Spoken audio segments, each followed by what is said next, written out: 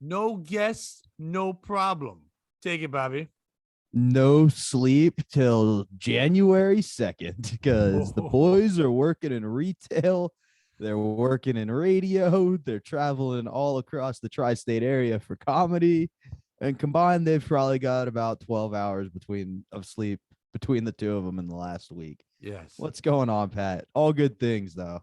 And I'm jealous of your January 2nd thing because guess what my store does the first week of January? Clearance sale. Inventory. Ooh, The even better. first week. So once we're done with the Christmas, everything's done and New Year's is done, we're doing inventory. You have to prepare it. We have those groups that come in and do it. So we have to be there extra hours at night, get the whole place prepared to go through that. So I'm told no days off till January 6th. You're like, I really need January 6th off, though. I got to celebrate something. Me and my boys did something big last year. We got a I big party. didn't I even need think to be about off. it until I said it. I was like, oh shit. That dude with the Viking hat who had his best day ever. His one day of glory. How has retail been? Retail wasn't bad. I told you about my victory last week, right? Yes. So still working with that guy. On Friday, I unloaded a truck. That was easy. You know what I mean? In and out. Once the truck was done, I had to go back to New York. So I got in and out. Saturday on no sleep, we nailed all of our online orders by like 11. So he was like, get out of here, dude. Thanks for all your help today. And like our goal's like 95%. We were at like 99.8. So like nice. We killed it. And the same thing happened on Sunday. And again, he was like, dude, thanks for all your help.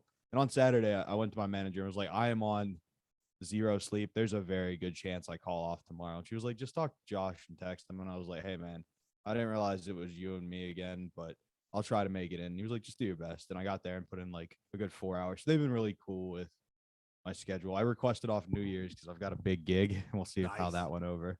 Who are you with? Colin, Terrell, and Maddie. We are going to Buffalo. And I know Colin Terrell is Maddie. I don't remember her. Oh, that's fine. I know Colin's awesome. Yeah, it's 3 young comedians though, which is cool. It's 90 minutes. I'm gonna try to convince them we all just do 30, but we'll see how that goes. Yeah. Right? Like I feel like that would be fun. But 30. Have you ever done 30 open, the cold open? Once. Yeah, because we did a double gig. Weird. It's weird to start off. Once you get in that groove, you wish you didn't do that first 5 because you want it back for the last 25.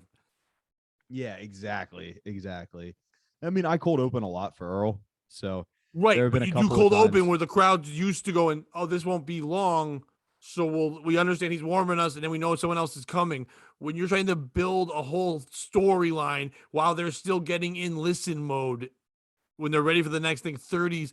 That's like watching 3 episodes. Like people binge watch, but you're watching 3 episodes of 3 different shows instead of watching like a trailer, a show.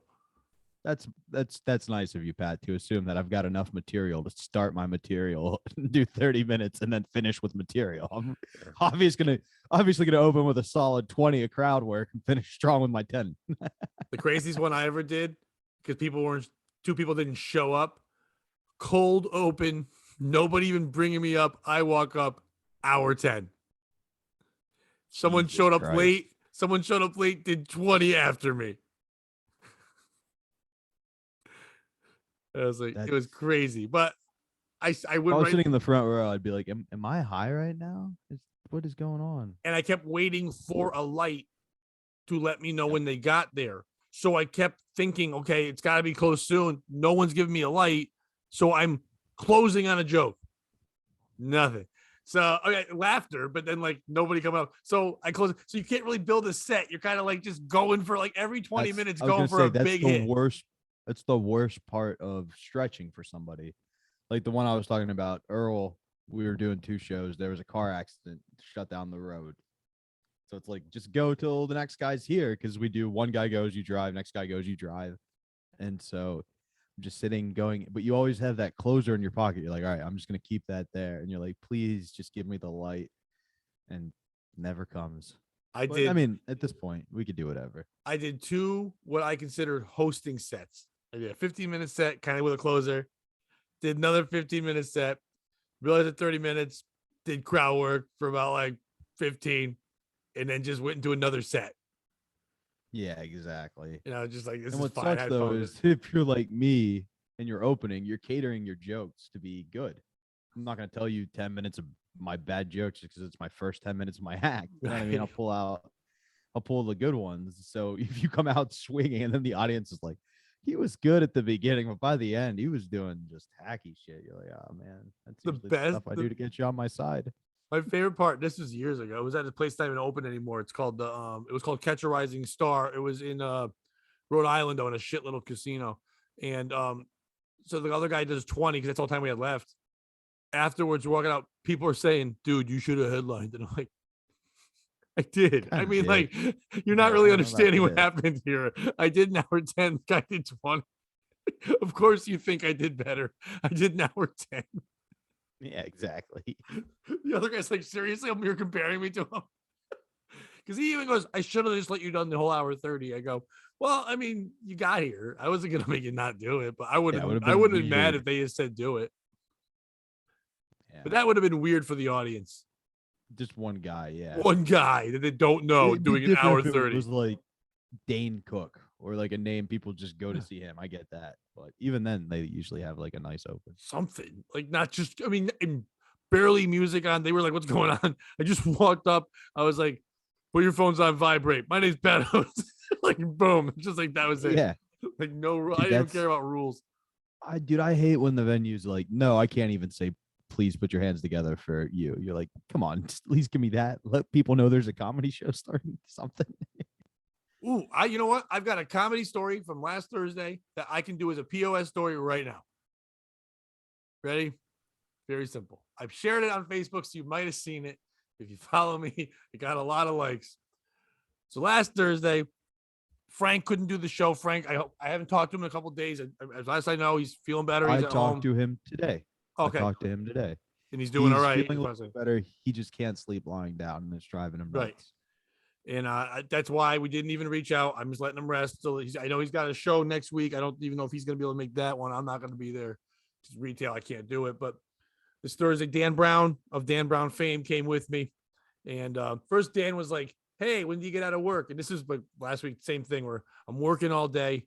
This was the one where I had to do the Friday morning. I had to do for the Chaz and AJ toy drive. I had to dress up like a hernia, which went really well. I mean, I wore an inside out turkey costume and I went up there as AJ's hernia, and I was just irritated and mad. It was a good crowd. There was like 130 people there for this thing at 5. It starts at 5:30 in the morning and it goes to like 10. And the John Cafferty, who's like a famous old time singer, he was there playing. And there was tons of people, like the mayors. They all go up and do dumb shit. There's 1,000 acts going up every 2 minutes at a time, but I did like 5 minutes of my bullshit. But that was Friday morning, so I knew I had to go with Dan, do a show at 10, be done at 12, drive home an hour or so, go to sleep at 1 as soon as I get home, and then be at this place at 6 a.m. the next morning, and then go right to work from there. So it was just going to be insane. So I was going to go home for an hour. I got out at 5:30. I was going to go home for a little bit, change, shower. Dan picked me up. But Dan messaged me around 4:00 and goes, hey, did you ever get guitar strings for your new guitar? And I'm like, no, I haven't gotten the chance to. And Dan's a guitar player. And he goes, I'll bring you to Guitar Center and show you what, because I don't know what to do. And he's like, I'll bring you and help you get guitar strings. And I'm like, I don't know if we're going to have time when you pick me up. And then I thought about it. I'm like, all right, who needs that hour and a half? I'll probably want to sleep anyway. You want to just get me at work? Like, no, don't play the guitar. You should play the saxophone. And I was like, why don't you just get me at work? And then I'll just go straight there. So he picks me up at 5:30. I had to buy a shirt at work. They didn't even have like clothes to wear on the show. These are my Big Lots clothes. So we go right there. We get the string. We go whatever. We travel up. It's a lot. This show I've talked about. It's a young comic show. I say young as an experience. Some of them are older than me, but they're not that good. There was 6 of them. When I got there was one kid. He's from Boston. I met him one time before. His name, I don't know if I should say his name, but whatever. Dan Williamson. I don't give a fuck. He's a younger kid, and he comes up to me and he's like, hey man, I remember meeting you before. I'm really excited about tonight. And the only other time he'd ever been there, Frank also had to bail. So he'd done Frank's show twice, but never met Frank, which is kind of fun. The young kid had a little confidence to him. Boston, with the last name like Williamson, which sounds pretty Irish. Pale white kid, young, Family's there. So you know what they were doing. They were drinking. They were drinking a lot. Yeah, he was sitting next to me drinking. He comes in to check in with me. I'm sitting at the bar. My buddy headlined the 8 o'clock show. Really funny comic named Mike Hanley. I got to watch Mike. I hadn't seen him in a while. He was great. Chatting with him. Then I go sit down at the bar, and I'm waiting for the comics to. I'm drinking my black coffee, waiting for comics to check in, because that's what Frank does. He has them all check in. I don't want to fucking talk to these people, but they have to all come find me. This guy sits right down. He starts talking to me. And a couple other guys come. He goes, "This is my dad and my brother." And the guy goes, "You're the host?" And I'm like, "Yeah." And he goes, "Well, the host should get up and give me the chair." And I'm like, "Really?" Like, I'm trying to sit here laughing. I want to sit next to my son. Get how this works. Yeah, and he doesn't. He doesn't. That's why a bringer show kind of stinks sometimes, when it's like they don't respect anybody except for their kid. Now the kid respects comedy. He does respect comedy normally. I know that. I know he has an okay reputation in Boston and open mics in Rhode Island area and all that stuff. But he's got like the little tin cup. He's doing like the mule drinks, whatever. And I'm like, that's a little hard before you're going to do your 5 minutes at a bringer show. And there's a couple other people. There's a girl I'd never met before that was newer, but when she talked to me, you could tell like she's done some shows, some mics. There's a little experience there.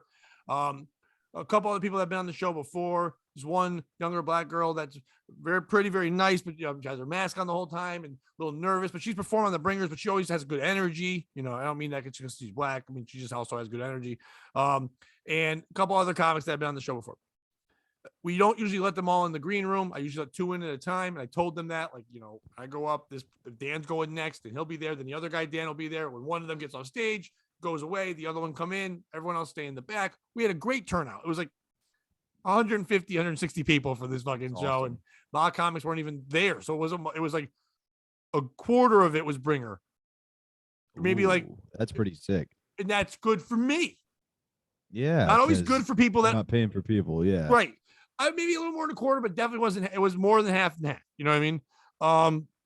So I go up first. I do 20 minutes.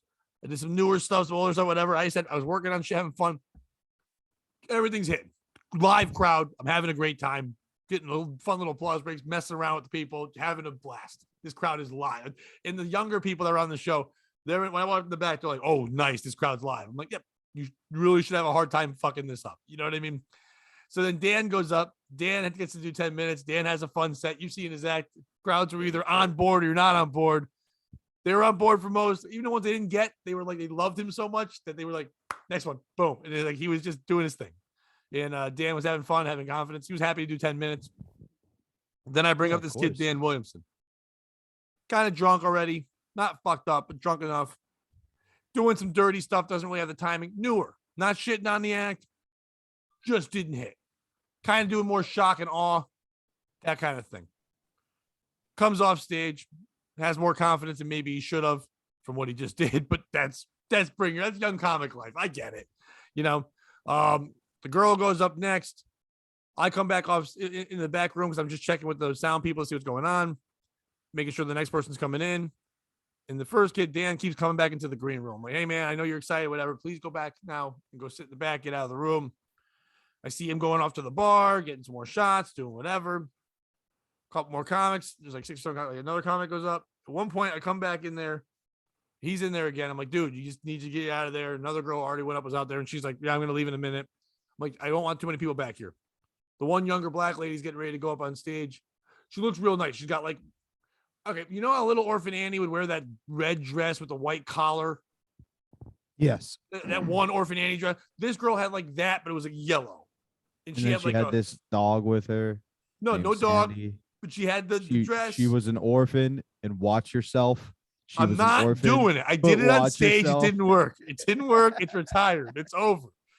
Just like the orphan's future. Her mother wasn't there to support her, but some mean lady named Miss Hannigan was. Yes. It was a hard knock life wasn't a pedophile, but was a rich billionaire who for some reason just wanted to adopt a sexy young orphan.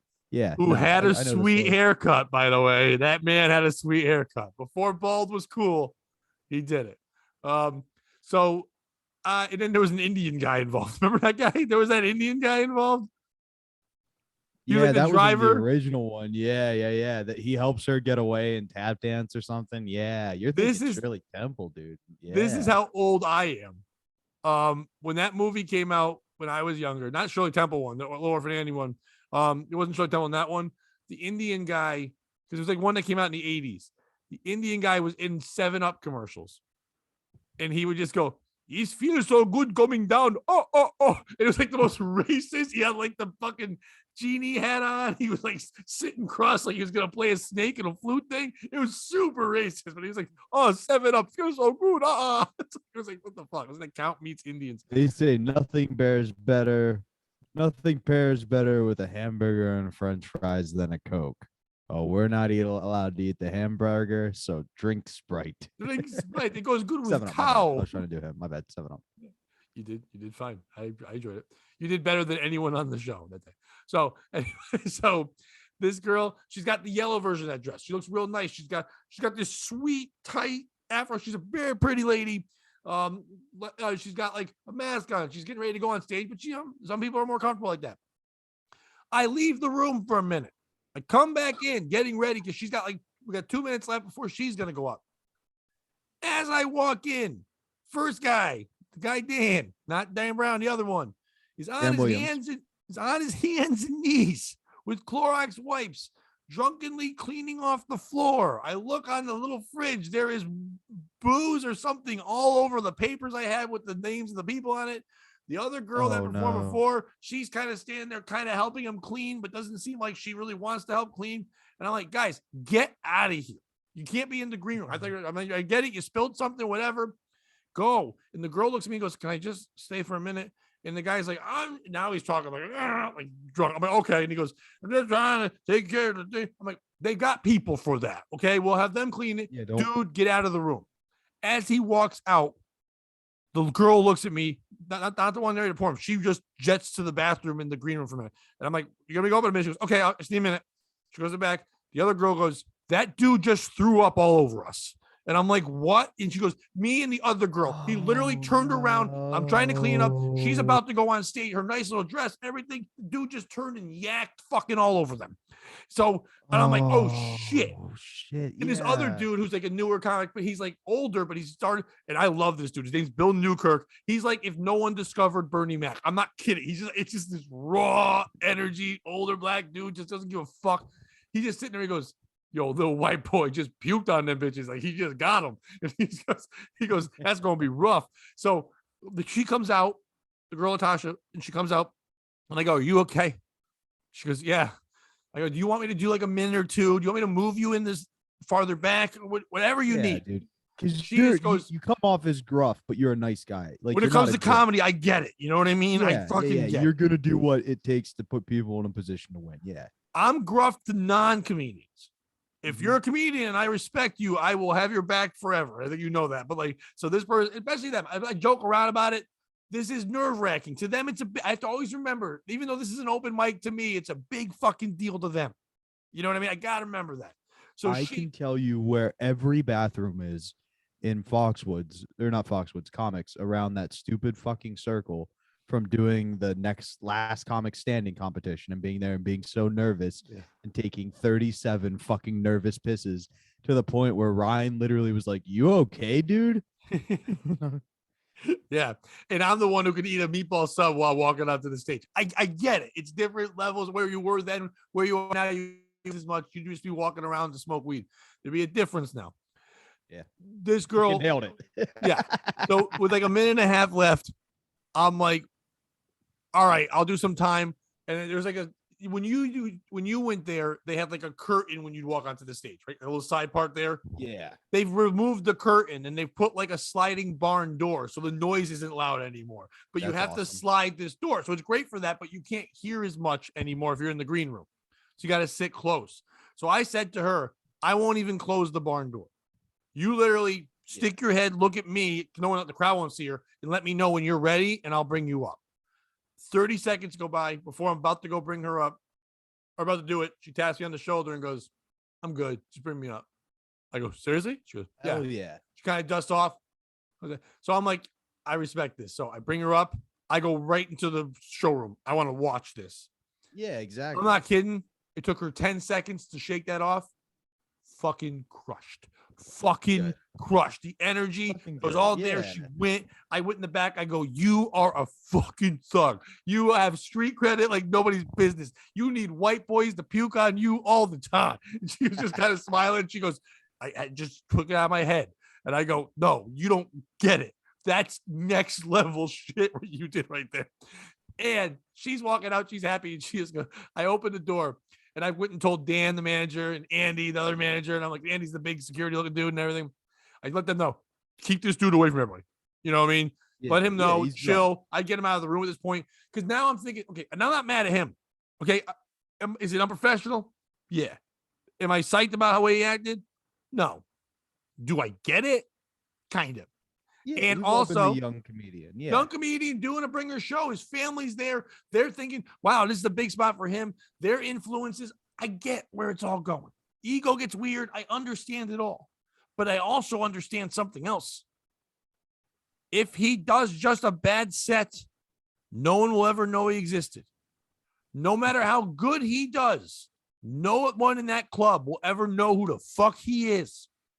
All you got to do is be a drunken piece of shit, and they will not only remember you, you will never be allowed back in that place again. The worst you do as a person, not as a comic, as a disturbance, as a thing they have to deal with on a show that they didn't book, which is from a third party. If you're a problem, if like you went to a party, right? You went to a restaurant and then someone rented the back room and you're eating in the regular restaurant. And then some asshole comes from the back room and starts like hitting on your mom and you complain to the restaurant. They're like, what the fuck? We rented that back room to you. We trusted you as we entered. Now this person's out here ruining my other business. You know what? Yeah, you're exactly. not allowed back, sir. And the woman who rented this, even though she doesn't even like you, she's not allowed to bring her business here anymore. We're going to charge you double all this. It's bad news. When you're dealing with Even the if they business, don't do that to her, that woman's not going to book that guy again. Like Frank's not going to book this kid again. He's Right. a problem. You know, yeah. If he stinks, Frank will say who was bad. For all Frank cares about is who brought your people and were they a problem for you. That's all he cares about. Their act is their act is their act, whatever. So it's a weird environment to perform in anyway. You know what I mean? You're performing for other people's friends and family. They, no matter what I say, they think it's a contest between all of them and me mug the other one. I get it. They only laugh at me because I'm the only one who knows how to make all people laugh. I'm not bragging. It's just I'm at a different level than these younger people.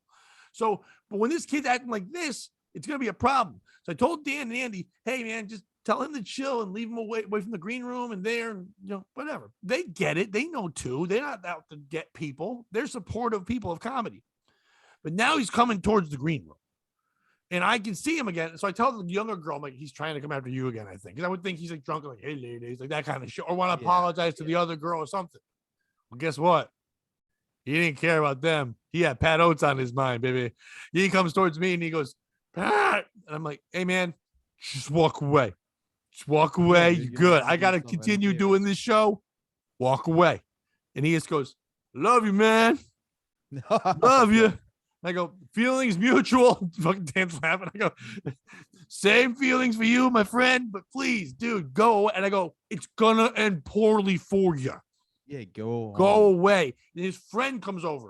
And I'm like, oh, good, a friend. And the friend turns, and the friend's drunker than him. And he goes, I got this. I'm like, fuck, not the drunken friend, too. So now they go sit off to the side. And I'm like, they're going to ruin everything for themselves. But the show ended fine. I mean, all the comics went over and they're all disrespectful of time and space, whatever. I don't think they're superstars. That's what they all do. At the end of the day, it was just crazy. Who's the piece of shit in this story? It's easy to say it's the kid. But you've got to remember when you're listening to this, if you're not a comedian, how many times in your life you've gone to a wedding or something else where you're like, I'm going to take it easy. And then family and friends are handing you shots, you know, making sure you're a big deal. You graduated something, you got a promotion, and people start feeding you booze. And next thing you know, you're not meaning to do what you do, and your body's fucking kicking into a different a gear that your brain can't handle. I get it. But it's also then the way he acted was disrespectful. Is it anyone in the back who didn't stop this? Now, I don't know how you do stop it, but there's got to be that many people in the back. I was trying to stop it. Maybe they all should have said, hey, get the fuck out of here. Anyone? Is it the friends for buying him shots and the family and all that? Is it me for not policing that back room better? Should I have noticed right away? I didn't have Frank with me. I'm hosting. I'm running the show. I get all that, but I know. I saw the kid was annoying. I did ask him to get away twice, but I could have gotten management involved earlier. I was trying to be more of a comic than I was being a guy running the show because It's not my show to run, but I'm doing it for Frank, and I respect the fuck out of him. But I was thinking that these guys could be like if you were there. And I'm like, Bobby can just chill. Dan Brown's sitting in the corner, doesn't even know what's going on. The second his set is done, he's in the way back of the room watching the show. So I'm like, they're going to be chill like Dan. You know what I mean? But Dan's at a different level than they are too. Dan does shows. Dan's not at this extreme level, but he's not there anyway. Yeah, that's also not who Dan is. Dan only gets drunk when he's on our podcast. Exactly. That's it. Apparently. Is it? I don't know. Is it the management for not throwing him out? I'm happy with how they handled it, but are they making him think by when they saw he was drunk a little earlier? If they handled it differently, would this not have happened? Who's the piece of shit in this story? It's definitely not Latasha. She's the hero. No, she's the hero. I think it's him. I think it's Dan. Dan Brown? Yes. Yes. Why? Not only because he always tries to steal my spot on the podcast, but mainly he brought you. If I bring you to this gig, and I'm not just saying like, oh, I should take Dan's spot. That's not what this is. But like, I bring you to a gig and I see that kind of shit going down. I'm also policing for you. Because guess what? I want to get out of there as quickly as possible. Like, I'm keeping an eye on things. I'm making sure everything's smooth for Pat. Because when the show's over, you got to be at work tomorrow. I got to be at work tomorrow. We're getting the fuck out of there. There's not any hiccups. We're not talking to the police. We're not talking to the management about the crazy stories that went down. You know what I mean? And I love Dan. Right, but I know, but if you know Dan Brown for real, he's afraid of his own fucking shadow. Dan would he's never also 7'2". He doesn't feel like it. Inside, he's 1'8". Dan wasn't even anywhere. Dan wouldn't even recognize if other people were drunk. Dan's so afraid of what everyone else is doing. Dan's just so happy to get. If anything, Dan's a hero because he was like, I'll get you guitar strings. And that was like him taking care of me. And I had to go back to Dan and go, yo, Dan just puked on people. He goes, what? Like, he's way in the back. Dan's nowhere near other comedians. Dan's biggest downfall ever in comedy is that he doesn't have a clue how to network. Like, Dan has been performing for years and barely anyone knows he has a voice besides on stage because he doesn't even talk to anyone after his show. He wouldn't ever even think policing. He'd be afraid to jaywalk in a comedy. Like, there'd be nothing there at all. So it's not Dan, because if Dan did that, I'd be afraid he was drunk if he policed in any way. I'm Dan's hero. Dan told me he liked walking in Bridgeport in bad cities because then he didn't feel as scared when I was next to him, like I'm like a pit bull or something. I do get that. You are a very calming presence. Not for myself, for other people, but I'm like, oh, they're gonna get us. Yeah, no, I know. But everybody else just assumes you're a big guy. Yeah, it's because of the bark. It's not the bite. It's all bark. I gotta say, I think it might be the comedy club a little bit, only in the sense that now you've set the precedent that this is okay at your club. No, just to be fair, when I posted this, Ryan shut that down. Ryan made it clear in the post. I kind of put it for that reason. Ryan was like, fuck you. This is, if anything, what's going to happen now is that no one's going to be allowed in that goddamn green room. And he fucked that up for everybody. That you're not on the regular shows, you're not getting treated like a comedian. You're treated like you don't fucking matter. And he's right in that. And the club is right in that. And the club wanted to do that. They were being cool because it was such a smaller show. And we're trying to get a bigger crowd. I totally get that. But the issue is that happens once, twice. And like, it's a lot of it is on Dan. Even if you're not a tenured comedian. Which Dan now? The other Dan Williams, not Dan Brown. Oh, Dan Williams. Remember, the manager's name is Dan too. Oh, Jesus. No. Williams. Because like, even though you're not a professional comedian, you've been drunk at gigs before, right? I don't know where in your timeline you quit drinking compared to comedy. I just got hurt by not being a professional comedian. What? I was a professional comedian. No, I'm saying I don't know in your timeline when you quit drinking. Oh, I thought you said, so you're not a professional comedian. I'm like, why would you get shot at me? No. I didn't know if you quit versus like, you know. I quit 5 years ago and I got good when I quit. I get that. A lot of people do that. And that's, you could definitely see your career.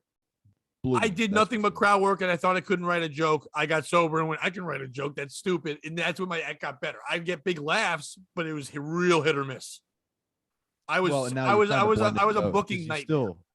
you still do great crowd work, but you also do Right, but material too. I did crowd work that was not like you were either laughing or you were crying, and not in a good way. Like Yeah, I get it. I You took a threw lot of it, and people after me like, I don't want to follow this or I don't want to lose an audience. I was that guy when I was drinking. So Wow, I didn't realize that. But yeah. I've been drunk at a show or two. I don't drink a lot, but you work with Gino Visconti, things happen. You know what I mean? But I've never been to the point where I A, couldn't perform, or B, threw up at the venue. Yeah. There have been times where I've gotten home and puked, but I was high on mainly stage car sickness. once, and Yeah, I me never too. went high on stage. Yeah, and I talked about Korean people for 20 minutes. I have no idea why. Not even racist. I just had legit questions about Koreans, and I wouldn't stop talking about them. And I told once I mentioned Ryan Brouth that a couple weeks later, and every time he wanted to get high, I go, "You want to get racist?" He would say to me, Oh, because that was our running joke because I just made fun of Koreans for no reason. But yeah, I never, even when I drank, I always drank like after before. I didn't really drink on stage. Once in a while I bring a beers on stage, but I always treat it like, hey, this is my job. I shouldn't drink at work. I might have an open mic I might drink, but I never drank on stage. But drinking itself had an effect on my brain that made me different than being sober person. Even when I wasn't drinking, I was alcohol I on the get mind, that. if you will. You know what I mean? It's a different I get mindset. that. Definitely. I like to get high before or after. When you Not get high, do you feel better about yourself? Yeah, not about myself necessarily. So you know how you have a joke and sometimes you'll do a tag. Like if I'm not high, I don't tag ever. I don't take Okay. any chances. I just do the bread and butter. I feel like it loosens me up a little bit to be like, let's venture out with that idea a little You'll more. trust your instincts more if you're high. Exactly. Yeah. Loosen the inhibitions a little bit. Just enough though. But that said, I've done a couple of shows where you could smoke on stage. Like I did one at the backyard show and I did one at a like an actual weed show. It is so hard to smoke weed and perform at the same time. Well, I would think And so. I talked to Derek Gaines about it because he was supposed to do the weed show with me. And he was like, nah, dog, you just take hits on the laughs. And I had to be like, Derek, I think we get different sized Yeah, laughs. yeah. That dude could take like 4 hits. Yeah, Killer. exactly. He's Just a talking about murderer. snacks and shit. He's the man. He's But yeah, awesome. that's who do you think the piece of shit is? It's his family. To That is true. respect. It's anyone's family who doesn't respect what we do. Because if he was going to do anything else in life, if they were going to go watch his basketball game, they wouldn't get him fucked up first. If they were going to go watch him, give a speech somewhere, they were going to get fucked up first. But when it comes to comedy, people don't understand the work we put in so much that even when you're close as a family like that, they're like, nah, you can do it. It's a big thing. And then you believe you can do it too. But the work this kid and other people put in just to even get the confidence to do the 5 minutes, to bring your family to a fucking giant casino, to be at a stage, no offense, Yeah. most of them should not be on yet, but you're getting that opportunity. People don't like bringer shows, but what that bringer show does is gives you a chance to see what the future might be, but you're trading that by bringing us some audience members. That's what you get to do. And it's a fair trade. it's not a true bringer show. Like other people are actually there. You get And casino guests. well, You more know what so. I mean? So like you're getting in front of an audience. And because of what Frank does, which is rare, they all get paid. Yeah, exactly. So you're making money on it. They too. get It's a real $5 nice a head. So you bring 10 people, you made $50. There was a kid one time who brought 49 fucking people. His first time I ever doing remember you saying comedy. that. Made $250 Yeah. fucking dollars. But okay, it's the It is family. family. I definitely agree. Like I know we were talking no sleep gang. Like on Saturday, my dad wanted to drive me to the gig, the Comedians of the Compound show in New Jersey. And he was like, I'll just drive you and hang out. And I was like, we can't do that. He was like, why not? And I was like, because I can't be the guy who rolls in with his dad. You know what I mean? Like, and he was like, oh, yeah, I didn't get that image. Because he wanted, it would be like, oh, he was like, yeah, me and your mom will just go together. We'll hang out in the parking lot during the show. And it was like, that's super supportive. Love you guys for that. But will eat me alive if they see this. You know what I mean? and Right. like they get it enough to be like, oh, I totally understand. Yeah, get some rest, and we'll figure out how to get you there. I get that mentality, but that's also you're also tying in something else because there's more than just comedy there. That's your work people. That's people you know and respect you, but know you as one guy. You're a character, even though it's who you are. To them, you're pot smoking, freewheeling, and dealing Bobby. And then you come in with a pair like, wait, which one's not real? You know what I mean? But people don't understand that that's all real. You can be more than one thing. You can be a son who loves his parents and also be a pothead. Like, I don't know why you can't be one or the other. But those guys wouldn't be able to handle that. That'd be a weird thing. And more importantly, weird for you. But your parents were showing respect because they were like, we want to be with you. We want to be there for you. And we respect you. And when you said, hey, doesn't work, they respected the craft and the art and understood, okay, we'll be the supportive parents in the corner. We won't be rolling up with you doing whatever. I get that. Yeah, exactly. These people weren't doing that. They were literally like, let's they were doing the opposite. It's a party and this thing doesn't matter. The second they turned to me and were like, oh, you're just the host? Hey, fuck yourself. You guys are paying money to see me at a fucking casino. A casino believes in me enough to carry shitheads like your son. I'm the one who's the only reason people are going to be having a good time throughout. And now you're going to sit there and feed him drinks and make him at a worse state. He's supposed to be quick. He's supposed to memorize what he has to do. He has to be sharp. He has to be ready to handle anything. And you're like, that's like saying, hey, Dale Earnhardt, here's a fucking keg. You still got it, right? Exactly. He's like, no, I meant Junior. For people getting mad white trash shits, the live one. But anyway, I don't know fucking car racing. Dick Trickle, whatever. You don't give him booze and tell him to go drive. You respect you the same way they respect you. You came in like a fucking professional. Every time you take a stage, that's your job interview. And you don't call it drunk. And it's more than when you take the stage. It's like show up, be happy. You know what I mean? Like assume you're the worst comedian on any gig and you'll get pretty far. Like if you're there and you see somebody setting up, offer to throw out some chairs. You know what I mean? Like I'm that guy at things. Because it's like at the end of the day, you're there because you get to tell people jokes. You know what I mean? Do a little grunt work. Like I help set up the fucking backdrop anytime I do an Earl show. Right. Like I'm the roadie and a comedian. They don't ask me to do that. They wouldn't care if I didn't, but it's like they know if I'm there, I'm happy to help. It's if it comes down to me or another guy, I'm getting the call because I'm the friendly one. You know what I mean? Just as simple. Treat it like you know me. The moment yeah. When I'm doing a show and I could be headlining, I'm still making sure the lineup's good. I'm helping out the people that run the shows because I care that much. But if I'm gonna puke, you don't do that shit in the back. You do that on the stage like a fucking animal. You hold that in and you Gallagher the fuck out of the front row. That's what you do. You don't put it on another performer. You made her feel bad. You throw up on your family. Now that would have been rock star. That would have been sick. What was her name? Latasha Hughes. Latasha Hughes. Latasha.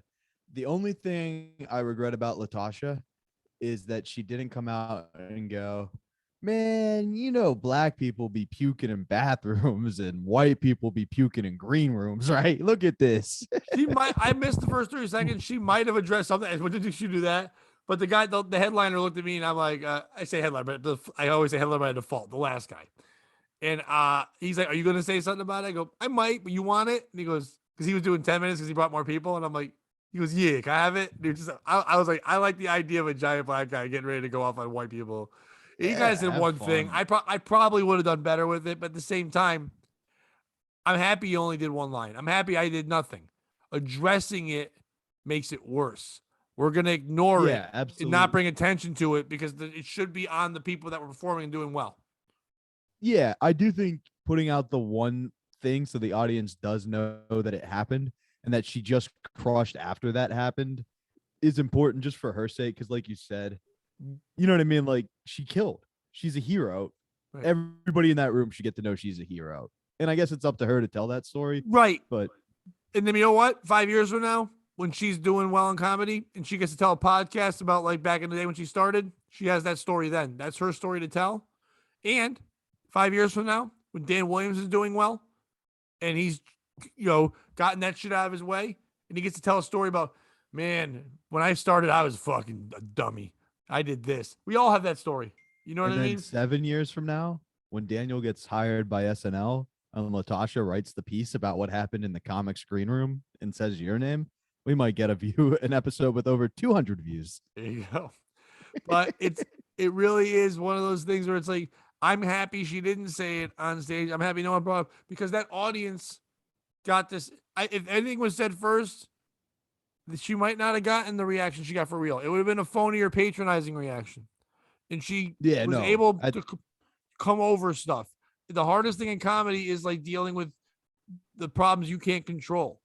The When I watch comics who didn't come up in like having to do bars and shit mics and stuff like that, I'm like, oh, you don't know how to deal with it. If a mic cuts out, you and I know what the fuck to do. I'm not worried about nothing. You could have the power go out, and I've performed on that shit. Glasses could break. I don't give a fuck, because I performed in bars. I've had drunks run at me. I've had all that shit. This woman's been puked on. You ain't nothing gonna stop her. Some dickhead can go up and juggle before her. She'll follow that shit like it's nobody's business. You know what I mean? Absolutely. She could have a shitty fake magician comedian, the worst kind, go on in front of her, and she'd still handle it. She would. And she probably would fuck him afterwards, because apparently he's fucking appealing.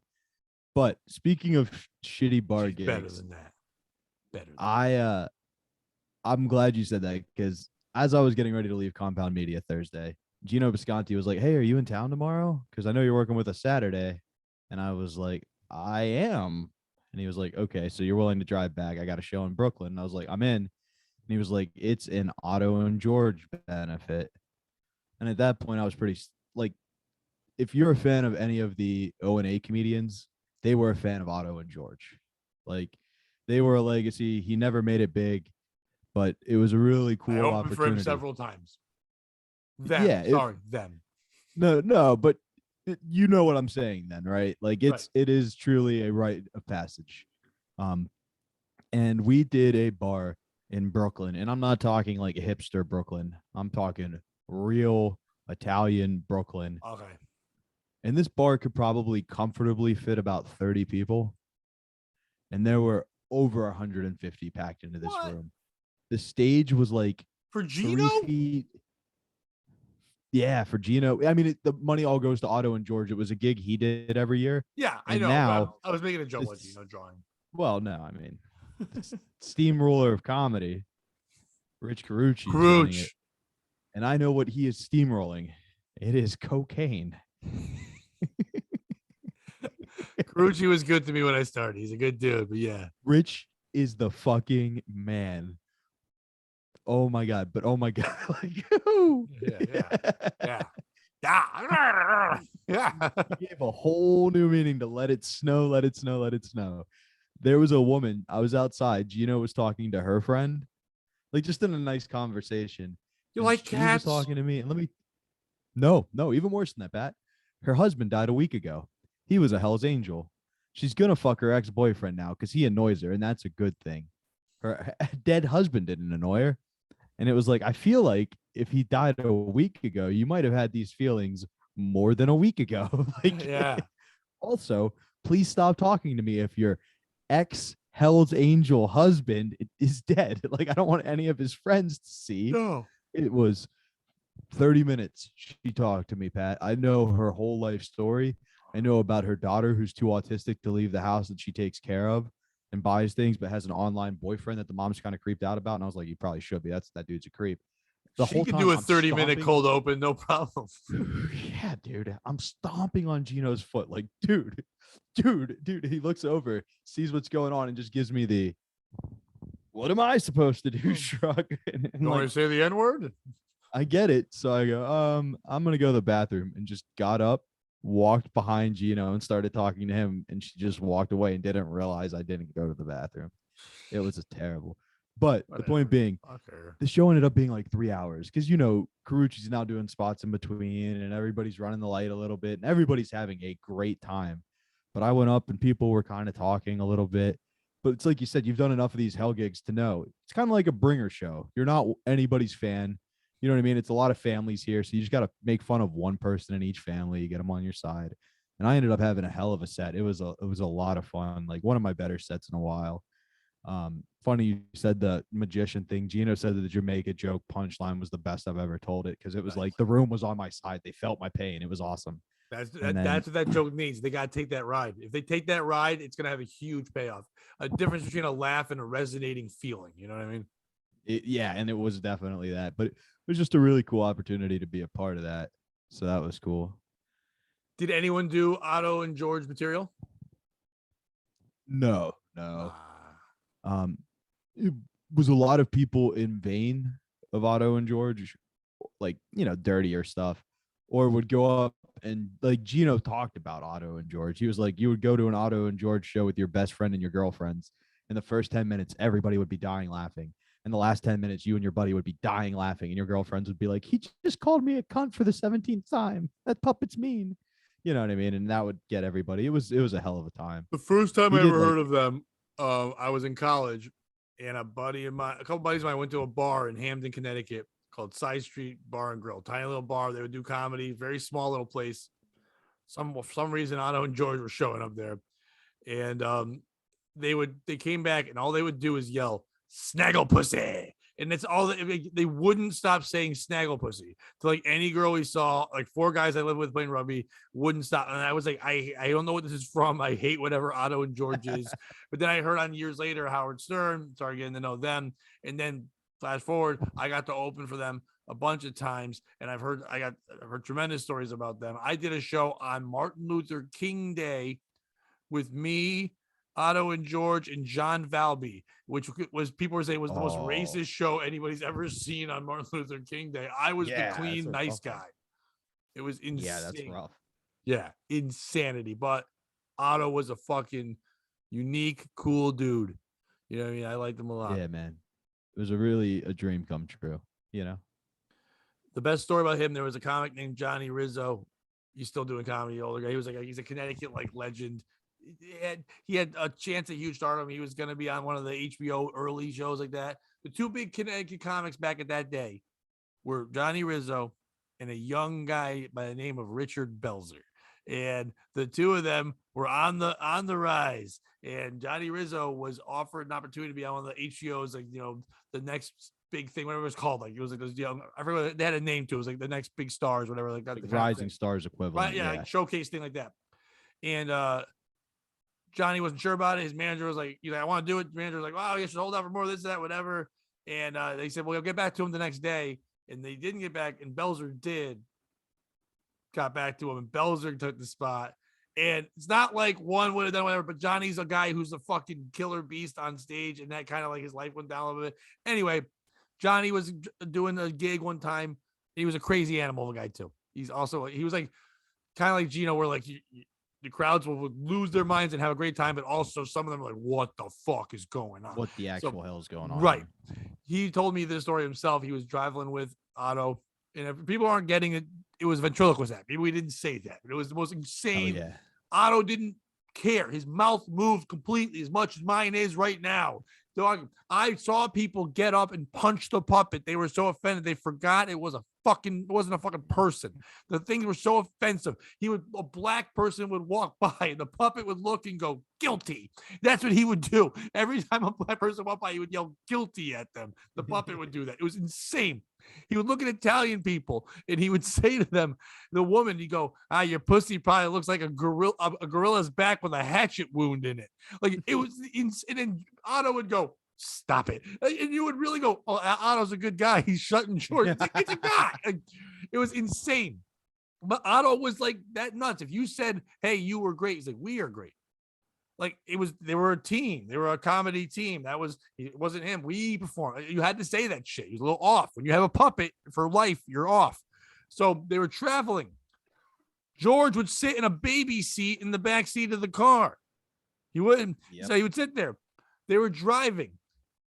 Johnny Rizzo and Otto are having a conversation, but once in a while, George would jump in and tell Johnny to shut the fuck up. So here you are driving the car, and Johnny's like, we should take a left here. Like, fuck you, you fucking piece of shit, Italian. Fuck, you don't know nothing. He's like, Johnny's like, yeah, it's funny, Otto. Let it go. He's like, oh, my bad, man, whatever. You want to go here? It's like, yeah, we'll eat there. Yeah, you would eat there, you faggot. He's like, shut the fuck up. And at one point, Johnny goes, fucking pull over.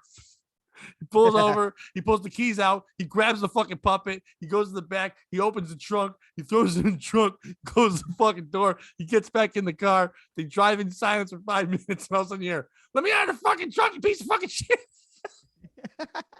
That's how crazy he was. But he was just this awesome energy of a human being and just was always joking and having fun. He was amazing.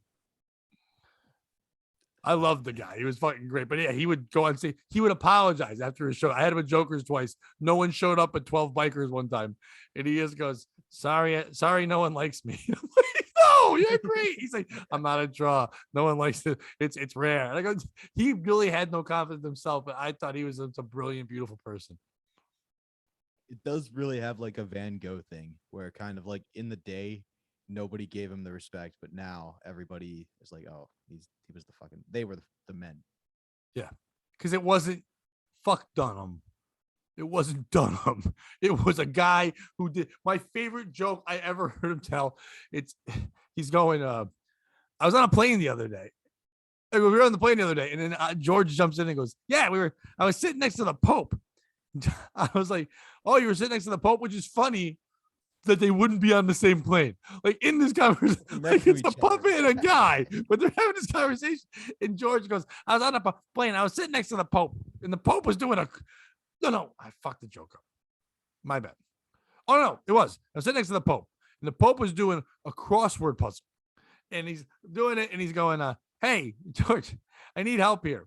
It's a 4-letter word, and it's a female, and it's blank UNT. And George goes, oh, it's aunt. And the Pope grabs his pencil, starts scratching out. He goes, I wrote cunt. And then the puppet just turns at everyone and goes, the Pope said cunt. The Pope said cunt. Screaming it over and over. That's people so like, what funny. The fuck is happening? It is truly amazing when mental illness goes right and you get true genius like that. It's amazing. But when it goes wrong, you get just like try hard hackiness, awkwardness. And the support he got from the Howard Stern world and stuff like that, because if they didn't get on board, he was just a filthy, awful man yelling terrible things through a puppet. He's just racist through a puppet. It's his hand that's racist. Yeah. The internet fucked me there, so let me try this again. It's amazing when mental illness goes well and it's genius like Otto and George. Sometimes it goes horribly wrong and it can just be awkward hackiness. Silk City Hot Sauce has a new flavor called Blow It Out Your Asshole. You can get it by going to their website, SilkCityHotSauce. What's funny is once you did it again, the internet still wanted to bleep out the name of what you were saying. Like it's stopping you. It got out, oh, really? But it was That's like great. It was like that's so funny. Hot hoss, like that, like right there. Oh man. Silk City Hot Sauce would have loved Jeff would have loved Otto and George. That is the kind of humor that man loves more than anything in the world. Otto and George would have also loved Blow It Out Your Ass Sauce. Say what you want. That is the name they would have liked for a sauce. They would have liked that. And I'm just playing around. It's a great sauce. Have you tried it yet?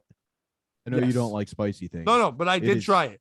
It's too hot for me, but I put it on a couple of things because the flavor is fantastic. It just goes to a level where I can't put it on a lot of stuff. But I was like, wow, this is so good. I want to try it again.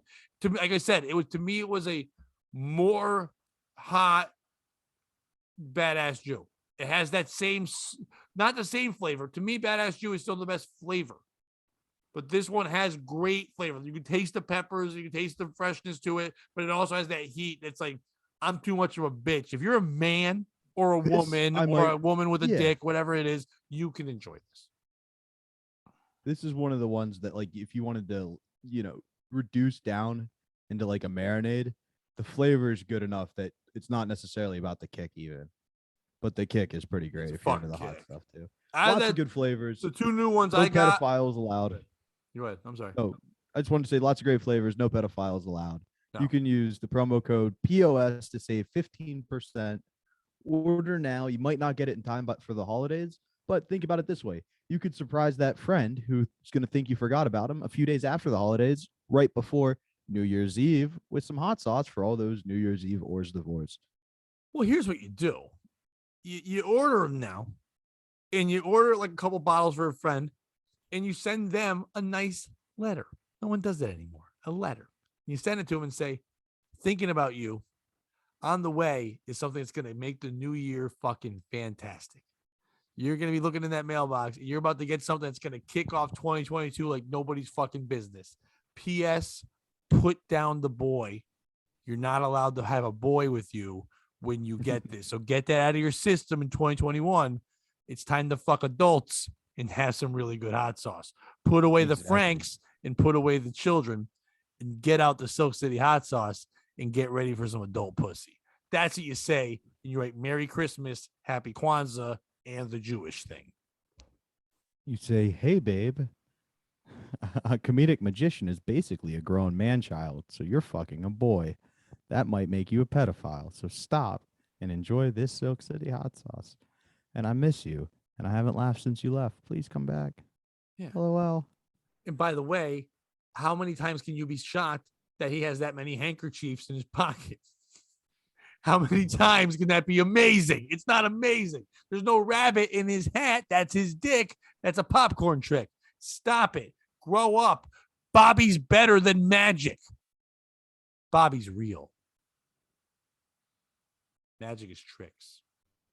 What's kind of magical how you said you didn't want to have kids and you just accepted his kid, but whatever. Yeah, tricks are for kids. God By the way, my internet cost me another one, didn't it? No, it didn't. It was good. I was going to say, I hope his kid gets molested, which I hope the internet stopped that one. Nope, it came crystal clear. Just like him all over her face. Anyway, ladies and gentlemen. So you've been doing shows. You've been working like crazy. I've been a radio legend the last couple of days. Yeah, buddy. I've been on Chaz and AJ. AJ, who's a great dude, had his 8th hernia. This is like his 2nd or 3rd operation for it. So he had to be out what we thought was going to be 1 day. And then we thought was going to be 2 days. And then ended up being 3 days of me being the sidekick to one of the biggest morning show probably in New England. Dude. And it was really cool. And I'm at the point with those guys where Chaz has been doing this. They've been having a morning show together for 18 years. And dude, nice. I'm sure you plugged this a bunch. So shout out to all the new listeners checking out the POS show. Wow. That was the only plug that we were going with. And didn't plug it a lot because that's just the way they are. But they did that. I didn't have any shows. They literally just said, check me out, my YouTube channel and all this and our podcast. But what was cool about them is I'm at the point. I cannot wait till the next time you're on. And they just take like 7 calls where it's like, hey, Pat, you're great. You should dump that loser on the podcast. You always ask them weird ass questions. Get rid of that queer. Well, Dan Brown's so much better. He's so much better than that other guy. The calls weren't like that too much on that other side of that spectrum, but there was a couple of calls, but mostly messages of, yeah, you should keep Pat and get rid of AJ. It's like, oh yeah. It's pretty simple for me to sit in a fucking working machine of 18 years that trust me enough that I could just be sit back and sniper. And as much as I like you're a different type of funny than him. So it's a different take than they're used to. They're like, oh man, this new guy's great. You're making him laugh more because he's not used to the same takes. Yeah, dude. And I also guarantee that that's the vocal minority. Most of them are probably what the fuck is this? Where's our AJ? Where's our we don't need the guy who's why is this guy screaming at us in the morning? And I wasn't screaming. I mean, I'm not gonna lie. I had a couple gems, and there was one when I can get a guy who's been heard everything for 18 years to look at me and have to bite his lip because he knows if he goes hard and laughs on this one, because what I said was so offensive and slipped in so well that he was just like, and he looked at me after, he goes, make sure it's on, because they do a podcast clip afterwards, and make sure that's on the fucking podcast. Trouble, yeah. Somebody called up and was talking about tipping. It was a big thing like that. There was a story in the news the other day in Connecticut. A guy in a group of people came out to go shop, to eat. And they did this thing where they even announced it before. We're going to do this awesome tip and really make someone, which to me is ugly. If you're going to tip and take care of somebody and be awesome, just do it. You don't have to promote it to the world and go online. And they did a GoFundMe thing to even raise more money to make sure they did this awesome tip, whatever it was. And they went Amy Schumer just did one where they did $30,000 at the Comedy Cellar. Yeah. and then they announced they're going to distribute it evenly to their employees, and after taxes, it's like $200 each, which is nice, but it's not 30,000. Well, that's kind of what happened here. The whole story was, long story short, there's two waitresses were the one that worked it. When she got the amount of money, which is like, I forget, but it was something like $1,400, whatever it was. It's a nice amount of money. And when they announced that, and the management found out, they told the girl, we're going to split it amongst everyone. She's like, well, we don't do that with every other tip that comes in. Why are we not? She's like, that's too much money. And she's like, no, it's ridiculous. So the guy overheard this, the guy who tipped it. So, well, I'll just take the money then, and I'll figure out a way to do it myself. Met her out in the parking lot and then gave her the money. Anyway, they found out, and then she was let go. People were saying she wasn't fired for that reason, whatever. So it started off, we weren't really talking about that so much. It started off other tipping stories about that. Happy Christmas. We got you fired. Yeah, but don't worry, you can pay rent once more. That's cool. Yeah. But it started off other people calling it tipping stories. And a guy called in and said that years ago, his wife was waitressing at a real nice restaurant in San Diego.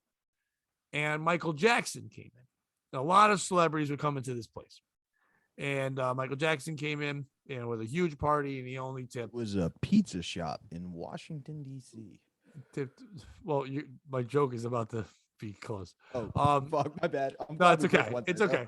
It's okay. But so remember, they were on terrestrial radio or whatever, and they're like, yeah, the tip was only $5, and she was, I couldn't believe it, whatever. It's Michael Jackson, and you think it'd be a big deal, and tip all his money, whatever. And Chaz had asked again, goes, how big was the party? And he said, it was 30 people. And I go, any adults? And just like that. And he looks at me like, and the guy just keeps telling the story. And even the people, like the producers and stuff, were like, whoa. So I was like, normally on this show, we would go into like a 5-minute, really describe the children, the nastiness, everything that could be happening. Instead, I ended it nicely with I hope she told him to beat it, bullshit. And they go to the break, whatever. And then right as the break was done, he goes, Jesus Christ. He goes, I hope that came out as clear as I think it did. He goes, and I go, you kind of know sold it. He goes, I hope you saw how much hard I wanted to laugh, but I went hard on that laugh. Then people would go, oh, and then like make it a bigger deal. Then the sensitive people would have ruined, because he has to think about all that. Then we get phone calls. Pat made a joke about pedophilia. If you just do the joke, Pat, exactly the way you did it, it hits to the people it hits. They're dying and going, what the fuck? But the ones who missed it, good, I'm happy they missed it. You know what I mean? And I was throwing in things like that the entire fucking time, and it was fucking fantastic. But the best part, the best part of the whole time was there was a story 2 days ago in the Connecticut area. A guy, he was on the run. He was driving his car. He fucking smashed it, fucking folded the fucking car up. It was destroyed. He gets out of the car. He starts running through the woods. He's got a gun. The cops are chasing him. And they get a fucking canine cop dog to go after him. The dog catches this guy. This guy punches the dog in the fucking face. He tries to gouge its eyes out. The cop gets there, gets a taser, fucking tases this dude. They fucking detain him. They take him back. They go to the car. He's got like let the dog fuck him. He's got 30 stolen fucking guns from Bridgeport, Connecticut. He had a track record of all the other shit he did. The charges are out the wazoo. They let him off on a $250,000 bond. Like, so he's on the fucking streets, this lunatic who's gouging dogs' eyes out. So what Chaz was going to do was reach out to a bunch of attorneys and people he knows, and have them call in and say, how can this happen? How does this guy get to be off? Ask those questions. How, is that okay? So he starts texting some people, and there's this guy named Attorney Maddox. I don't really know, but he knows him. He's got his phone number. He's texting them back and forth. And so the producer's like, is he coming on? He goes, yeah, I think so. He goes, he must be in a silly mood today. Because when I texted him saying you're good for today, he wrote, what's up? And he's like, that is not how Attorney Maddox usually speaks. He goes, he's probably going to be fun, whatever. So then a couple minutes later, he's like, hey, to Phil, the producer, did he contact you yet? He's like, no, he didn't. So Chaz texts him again. He goes, are you good? You need the number? He goes, I'm good. I got you. He's like, once again, he doesn't write got you or like with a U, whatever. This is odd. So he calls in. Phil's like, he's on the line. So Chaz does a quick round of the break, and he's like, we got this, this whole story we were talking about earlier. And now Attorney Max is going to come on. What's your take on all this, buddy? And the guy goes, yo, son, it was crazy. Like these dudes, first of all, it reminds me of this time me and my boy were right. And we all look. And I'm like, I just out loud go, that's Attorney Maddox? And Chaz goes, I don't think so. Are you with the state police, sir? Did Attorney Maddox have you call in? And he's like, nah, man, I'm just some dude. And he's like, wait, how did you get through? He goes, you texted me, man. You sent me this link. He had one number wrong, and he just by accident got this guy. And he goes, well, why did you respond? He goes, I wasn't doing nothing. Seemed cool. So I watched that video you sent me, and I had some opinions. He goes, because I was incarcerated. I'm like, what? He goes, and this dude was in jail at one point, got in some trouble for some shit.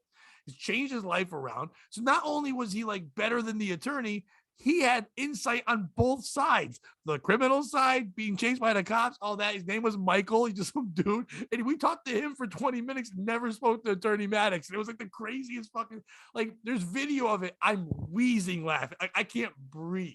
And people were like, because they do it on Twitch as well. And people were like, Pat's losing his mind. But it was just so insane that this guy just goes, he gets the text. He goes, yeah, that's cool. And then Chad's like, do you even know what show you're on? He goes, yeah, you know those crazy white guys who play classic rock. It's the only station that comes clear out. But it was just awesome. It was like, how lucky was that fucking came up? Complete it was a shot lot in of the dark. fun. That's good, man. And it was great for 3 days, and I'm happy that it's done. But like, so like last night I was supposed to only be 2 days, and I happen to have today off from work. I was supposed to have tomorrow off, but now I'm doing overtime, whatever. But I was able to work out. Monday was good, and Tuesday my schedule got moved a little bit, so I could do the 2 shows. They were really cool with me doing that stuff. But I'm on the radio show. It starts at 6 a.m. So I'm there. I'm getting up at 5 a.m. I'm getting there at 5:30. I'm going on 6, and I'm going straight to work every day, working 10:30 to 7 p.m., getting home, going to sleep, getting up, doing it again, just moving. But I'm enjoying myself and having fun. But I thought, like, okay, 2 days, that's done. They said AJ be ready to come back. His soreness is less, whatever. And at 3 o'clock, Chaz texts me, goes, hey, brother, I appreciate it. Thank you so much. But AJ's good. The doctor's note is in. He's ready to go back. So thank you. I said, no problem. Thank you. 8 o'clock at night, I get a text. I got home from work. You around? So Chaz calls me and goes, I just talked to him on the phone. He is in no shape. He is still in pain. He can't do it. Is there any way? I go, I will see you in the morning. So this morning, I went and did that. I come home, and then I get a quick nap. I go watch my son's wrestling, and now I run back here to the podcast with you. So it's just been, and I'm like, oh man, this has been a long week. Then I'm like, it's Wednesday. Yeah, exactly. Well, my schedule was basically, I got home Thursday. My dad and mom wanted to do dinner together because my sister was in town. My dad didn't end up getting home till 10. Got up at 5 to go to work by 6. Worked till 11. Did the gig in Brooklyn. Drove straight back to Dick's Sporting Goods. Worked till noon. Drove straight to New Jersey. Got back. Slept an hour and a half. Drove back. You know what I mean? Like, yeah. So we're 2 tired boys. I'm going to tell you this. There's a secret show next Tuesday at Sullivan's. Please, if you're a fan of mine and you enjoy stand-up comedy and you live in the New York, New Jersey, up Southern Connecticut area, this is the show to come to. It's all the Compound's comedians, including Anthony. Anthony's going to do some time. I put this one together. I think I'm hosting. We've even got Colin Terrell, if you want a little variety there. It's the cheapest comedians of the Compound show you're going to get. Please come out, buy your tickets at secretshowcomedy.com. Check out the Eastside Dave show with Roy Harder every Tuesday at 7:30, and subscribe to our Patreon. Pat? Look at that, all those plugs. Well, what I'm going to say to you quickly is I haven't reached back out to Mead in a little bit, but I'm ready to reach out to him about, I want to do something in the early, like, March. Well, I want to do something secret showish, so I'm also saying it to you. Nice. But I and don't we should also plan a trip to Harrisburg. No, yes, I just need a little advance, but whatever you set up, whatever you want to set up, and I will make sure it happens. Sweet. We'll get it done. Yes, because I want to go there, but I also want to podcast with our boys out there too. I want to hang out with all of them. I'm psyched. We'll make it like a week where we can have you take a week off and just fuck. I want to hit the open mic they do. I want shit in the hat. I want all that shit. I would love to. I see that show. I want to do shit in the hat. That seems fun as fuck. Yeah, it's definitely a good idea. They're doing one right now. That's why we couldn't find a guest. Right. Yeah. But I see them all on fucking Facebook, and it's great. I want to put on something like that, but I want to record something, but I don't want 85 people on it. I want you and me, and then Cool. get one or two other fuckers that'd be fun. People that are gonna respect the fact that I'm That recording it's something special. Yeah. and not go, I think we can let's make beat that up work. this room. Yeah, You know, exactly. let's get loose or whatever. I love it. No, I don't. I appreciate everybody that's been subscribing. We are at just about 900 fucking subscribers. People are jumping on Patreon. We'd like more. We're gonna give you more. Listen, we're busy folk. We're trying the best we can. It might only be one show this week, but it's the holiday season. You'll be okay. We'll get you more things next week. We're doing the best we can, but we're having fun over there. Support us. The more you support us, the more we can do. You don't support us, we have to work 45 jobs. Get the fuck on the Patreon, help us out so we can handle that shit. But we appreciate everybody if it's either on the Patreon, if it's on YouTube, if you're listening on audio. We appreciate the fact that you listen. And we like that. If you have any guests that you want to have on the show and you know them in any way, have their contact, tell us. We'd like to have some new people on.